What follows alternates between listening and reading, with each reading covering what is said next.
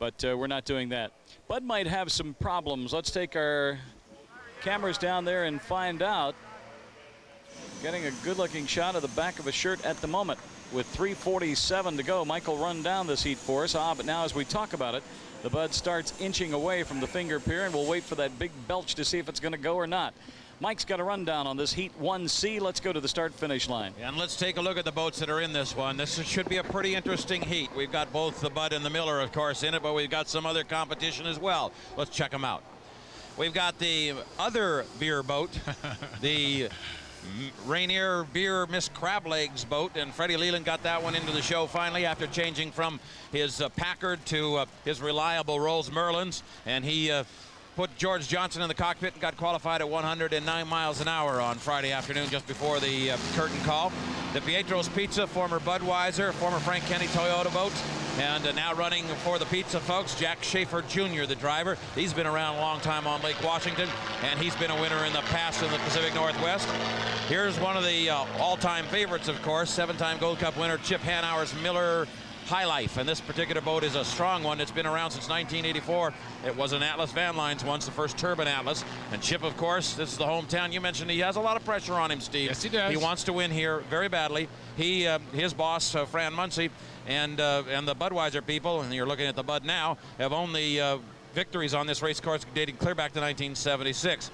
Here's the Budweiser, and that's Tommy Deeth, of course. And the young man taking over for Jim Kropfeld at his injury at Miami has already won a couple of times this year and has been very, very strong, although he had a blowover in Evansville, Indiana. So in this boat, we'll watch carefully because she's a little on the loose side. They've been playing around with the boat ride on this one, and I noticed Jerry Hopp is getting a bit of a rough ride on the boat in these rollers. But Jerry, a Vietnam veteran, and a fellow who certainly has paid his dues and is due to get a better ride, but is a co-owner. Tom Deeth talks about the score up at 1:53 seconds. Tom?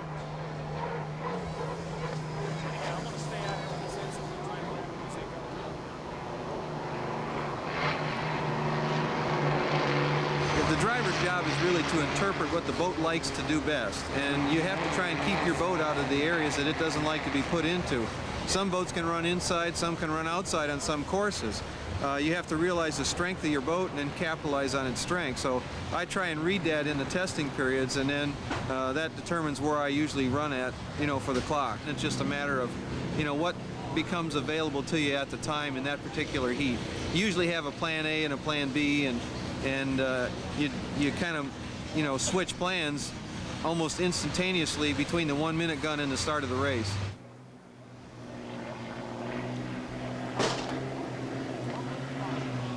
All right, we are inside the 1-minute gun now. As Tom Deeth had mentioned, this score-up has become very interesting. Chip has kept his eye over the shoulder on Deeth, who is now moving the inside course and looks to want to try perhaps a middle start, although he likes the outside very frequently as well. Chip is staying outside of him, though, to try to keep him contained inwardly at this point, Steve. I think so. And Tommy is buying it at this point because he's holding back and riding the rooster tail of the Jackpot as they go up there. A lot of action right there. That's the Budweiser now is beginning to move to the outside and look for a better piece of water to run in. It'll be Jackpot on the inside. Looks like Pietro's wants some inside water as well. The Crab Legs will be wide to the outside, and now the Budweiser slides into lane number 2, and Chip will take the 4th lane on the outside with the Crab Legs bringing up the rear in the Rainier Beer boat. Good solid start, good timing, lots of speed, and this one's going to be a good one. And they're all at the line perfectly. All at the line perfectly, and Miss Budweiser takes the lead there. That's the boat on the right, on the inside. That's Chip Hanauer and the Miller right behind him as they go through the lower corner. Plenty of lane room, good and tight. Budweiser still on the inside, your leader. Second place is the Miller, and the High Life is giving chase. Inside the lane number 1 position, the Budweiser has obviously the lane advantage, but not necessarily the speed advantage altogether, because the Miller can stay on it later into the corner and run a wider turn. We do have 1-2, the Bud and the Miller. That's the Budweiser bouncing into that north turn now on this 2-mile oval.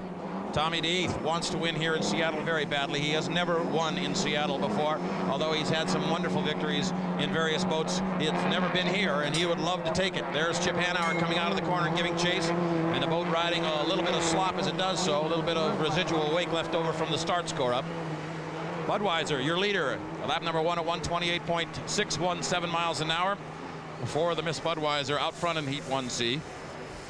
And it was the Miller coming across at 119.641, so a little bit of difference. And it looks like the two boats are going to stay pretty much in that position.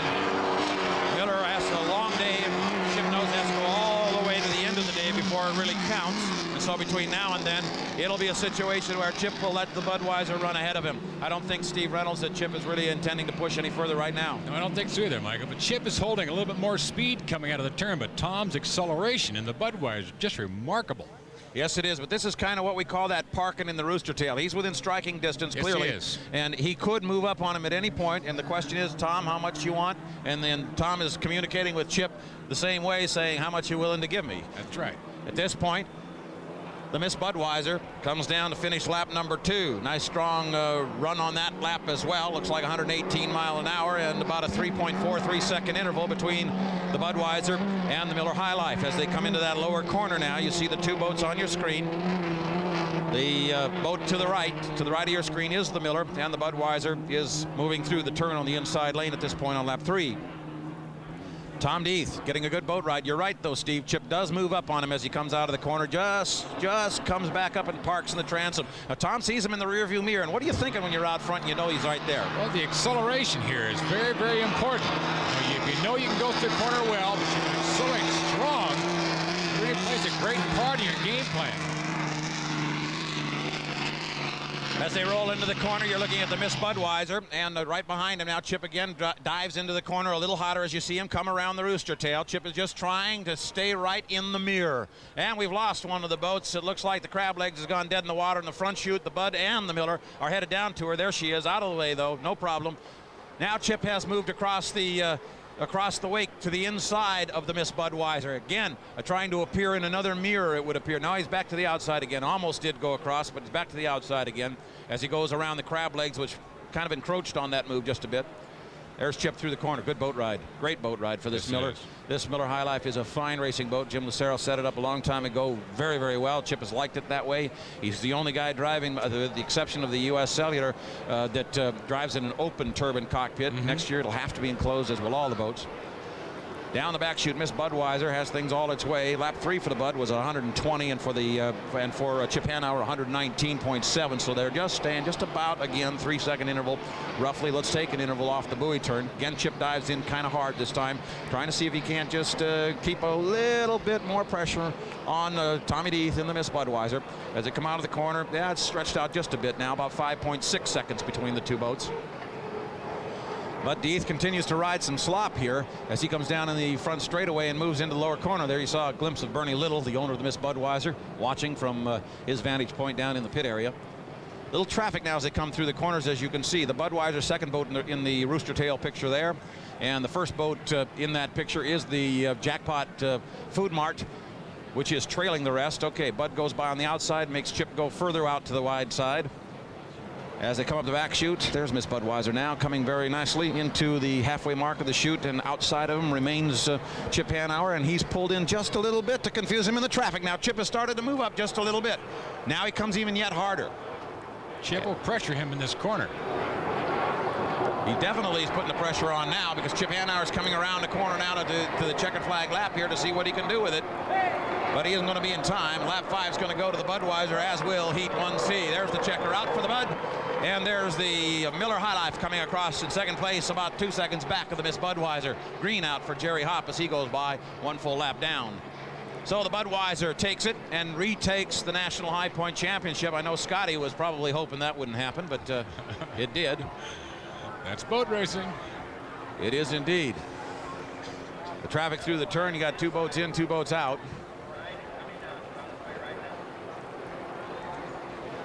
Up the back chute is the Pietro's Pizza, and coming out of the corner there, that's Jackpot Food Mart.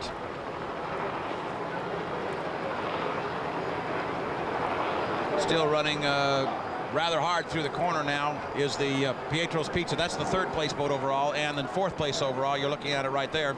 That's the Jackpot Food Mart. They did mess with the boat ride, and it isn't real stable. The rollers are causing it a whole lot of aggravation at this point. Okay, checkered flag out now for the Pietros. And she finishes. Here comes the Miss Budweiser by now. Tommy actually ran a pretty fast cool-off lap. It didn't need to be that fast, but he certainly did. Well, sometimes it's just easier on the boat itself. The water can. Right there with Tom as he takes that orange helmet off, Steve. Wayne, we are indeed, and as Tom gets his equipment off here, Tom looked like just a Sunday drive in the park for you. Oh, it was a Sunday drive at Lake Washington, but it wasn't as easy as it looked, believe me. Hanauer gives me all I can handle. What are you thinking? We're communicating. The drivers are also watching the race. They're talking about what are you thinking when you're seeing Chip in the rearview mirror, but a couple of 3 or 4 seconds behind you. What's going through your mind? Well, I know that he's trying to get points today too, and he just left lane 2 open for me at the start, and that kind of gave me the break that I needed to get out in front right at the beginning of the race. Another good start, thank goodness. How's the boat riding? Because the water's awfully rough out there. You get a little light at times. Oh, the Miss Budweiser just running super. It's really running great. Appreciate it. Tom, we get Chip Hanauer. Chip, nice, easy, comfortable drive. You didn't want to push it too much out there? No, right now I think they've got a lot of boat speed on us, so there's no point in going out there and really hurting the equipment and keep us out of the final. So we're going to try and nurse it along and see if we can get to the final and see what we can do there. Tell me, is it just gamesmanship? Is it drivership? We talked to Tom just a second ago. He said, hey, anytime I look back in my rearview mirror and see Chip Hanauer back there, no matter what he's in, I always have to concentrate on pushing this boat a little bit. Well, I think he's playing with us. They've got a lot of boat speed. He can run away from us right now at any time he wants. And, they're just being smart. They don't want to run their equipment any harder than they want. They've got radios, and they're telling them where I am the whole time. They just go just as fast as they need to go to stay away from us. But we weren't pushing it either. We talked earlier in the morning about the advantages, disadvantages of running in the Heat 1C.